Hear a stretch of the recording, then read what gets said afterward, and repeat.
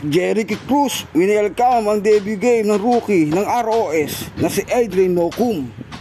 First quarter between ROS versus SMB, parada ng bagong import ang ROS. Mainit na simula para sa Elasto Painters. Fast pace ang game plan nila against SMB dahil sa laki ng frontline ng SMB. Kaya naman napa-early timeout ang SMB dahil sa mainit nga na simula ng ROS. Sa second quarter, nag-adjust ang SMB ng tall but quick lineup at kanilang ginamit dito. Kaya nga nagawa ng SMB dumikit sa laban hanggang makuha nila ang first lead sa laban, 41-40, na agad naman binawi ng ROS ang kalamangan. Natapos ang first half, 54-all. Sa third quarter, mainit na outside shooting sa threes ang pinakita ni Reynang Batak at Marshall Laster.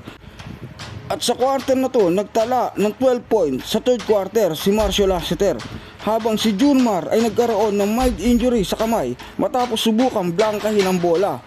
Sa pagkawala ni Junmar sa third quarter, sinamantala ito ng ROS, kaya natapos ang third quarter na sila ang lamang 86-85.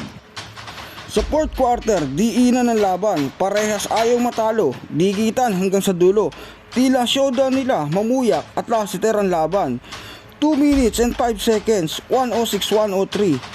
Pero agad na inaitabla ni Mamuyak matapos bumitaw ng threes, kaya naging 106 all in 2 minutes ng laban. At may total of 33 career high points na si Mamuyak para sa ROS.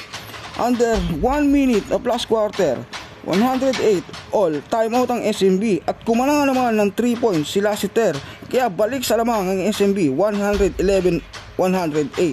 At dito tuluyan na nga nakuha ng SMB ang laban. Ngayon angat na sa team standing ang SMB na may 4-1 kartada, habang si Marshall Laster ay nagtala ng 22 points at 3 assists sa laban.